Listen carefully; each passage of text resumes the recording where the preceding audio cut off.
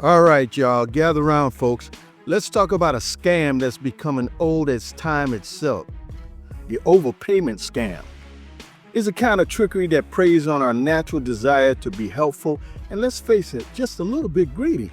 Have you heard of it? Think you know it? I bet you don't know how easy it is to fall for it. Stick around and I'll show you how anyone can get fooled by this, no matter who you are, if you're not in the right money mindset. So what is the overpayment scam? Well, an overpayment scam, also known as a refund scam, is a type of confidence trick designed to prey upon victims' good faith. In the most basic form, an overpayment scam consists of a scammer claiming falsely to have sent a victim an excess amount of money. The scammer then attempts to convince the victim to return the difference between the sent amount and the intended amount. Kind of simple, basically. This scam can take a number of forms, including check or money order overpayment and online refund. All those scams. Well, that could never fool me. Yeah, okay. That's what every sucker said before they became a sucker. Before I get into this overpayment thing, let me take a moment to tip you off on something you definitely need to know, and that I kind of find out the hard way. In America, MAGA has come to unfortunately mean Make America Great Again. But in Nigeria, they have always used the same word too. But over there, in layman's terms, MAGA means a fool.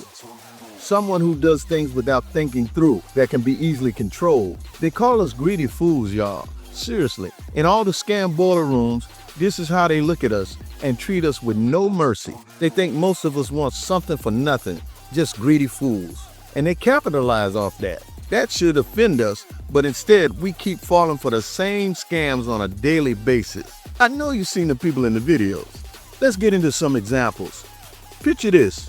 You're selling something, a car, a guitar, maybe even that old treadmill gathering dust. Along comes a buyer. You're happy. He's even eager to pay more than what you're asking. Sounds like a dream, right? But hold up. He's going to ask to send you a check or money order with an extra amount and then ask you to, in some way, send back the difference. He gets you into thinking, hey, they're just being generous. Spoiler alert, that check or money order is as fake as a $3 bill. You're going to wire that money back to him, and bam, you're both out the item, if you send it, and the cash. Hey, these scammers are smooth operators. They know how to play on our greed and desire for a good deal. They might say they're overpaying because of shipping costs or some other bogus reason. They might even say they're kind of like giving you a tip for being so agreeable in the deal. But the important things, they also might send you a check that even looks legit enough to fool your bank temporarily. But here's the kicker. By the time the bank realizes that the checks are dud, you already sent the scammer the real money. And the rough part is that scammer is in another part of the world, while you're at home now with the FBI knocking at your front door in less than 45 days. Imagine trying to convince the authorities that you didn't mean to deposit a bogus check. You have no way to prove you're innocent. Think about it. Let me take you back to my younger days for a minute. I had this band and was all starry-eyed and thought I was ready to play a big gig. And I just happened to get an email for someone claiming to be a college student in Jacksonville, Florida. And he wanted my band to play at his wedding. He was about to get married and stuff. This young fella offered me 3 times my usual rate at the time. Well, I thought I deserved it. I was flattered, sent over a contract, and waited for a small deposit to come in the mail. Instead, he sent me 3 money orders totaling about $7,000, more than enough to cover the wedding and even 2 future shows he wanted me to do. But something kind of felt off, you know what I mean? And I let him know I had got the money orders in the mail, and now he was changing his mind on the 2 other shows. He said he just wanted to see how we did at the wedding, and he would then book us after that for the other ones. So he was now asking me if I would be kind enough to keep like $3,500 for the show I was going to do and send back the rest of the $7,000. I'm an honest guy and thought it was reasonable. Heck, the guy had said that he only heard good things about my band, but he never actually saw or heard us play. So I was willing to cash the money orders and send back the rest. You know what I mean? It was still going to be a good deal for me. Therefore, now I was going to take those post office money orders to the post office, not my bank, mind you. And when I walk in, the crazy thing is the first clerk couldn't tell that they were fake. They were done just that well. But the supervisor at another post office, I had to go to another one because I just had this feeling. That supervisor spotted them as fake right away. This dude laughed at me and gave them back and walked away. I was that close to being had by an overpayment scam. So now I get back home and I say, let me call this sucker for the first time. The crazy thing is I never had talked to him on the phone. This was all being done by email, but he did give me a number to call him when I received the money orders. So I called this dude and said, hey man, why would you do this to me? And this dude gave the most eloquent and poignant response with that Nigerian accent. Hey brother, you did it to yourself. Mr. Mega Fool. Yeah, that college kid in Jacksonville ended up being a grown man in Nigeria at an internet cafe. You see what I'm saying? Look at the level he went to. He found me on a website that books gigs for bands. Yeah, it's that deep. Now let's not get it twisted.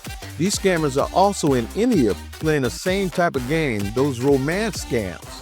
Some of them involve the overpayment, and they got many ways to play that game once they got you thinking you're in love. Man, these people are so slick that they will post ads in local penny saver magazines. I mean, they will offer to buy a puppy you have for sale, or pretend to want to buy a bicycle you have listed on Craigslist. I even seen them hire a pressure cleaner to clean their driveway and send a check or money order to do the job. Yeah, that's what I'm trying to tell you. Anybody can be faced with this scam. Y'all, I really don't have time to go into every way that this scam could work, but know that anyone can easily be fooled if you're not constantly in the right money mindset. So here are just some of the ways you can protect yourself. It's great to get a deal you want, but don't let the thought of getting money cloud your judgment. Know your buyer. Before you accept any payment, make sure you know who you're really dealing with. Verify the name, address, and phone number. If they hesitate or give you that runaround, that's a red flag. And just don't accept overpayments. If someone offers to pay more than you're asking, you need to be suspicious. A legitimate buyer won't overpay. I mean, why would they really? Or legitimately? Avoid wiring money or buying gift card or anything like that. Scammers love to get you to wire money. Once it's sent, it's nearly impossible to get back. Strike that, you ain't getting it back. I mean, you got to be wary of unusual payment methods. If a buyer insists on using a payment method that you're not familiar with, like a money order or a check from a bank you never heard of, proceed with a whole lot of caution. And it really comes down to this. You got to trust your gut. If something feels off, it probably is. Don't let the promise of easy money cloud your judgment.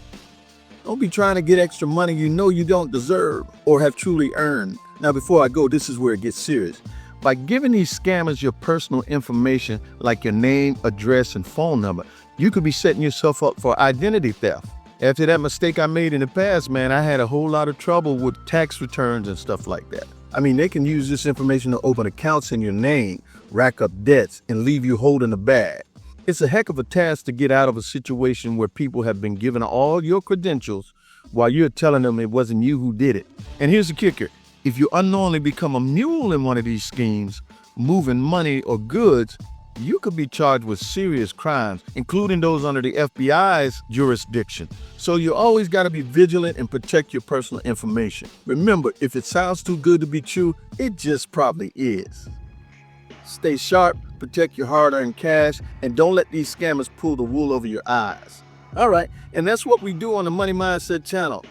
Tell you how to handle your money responsibly and get in, plus keep the right money mindset.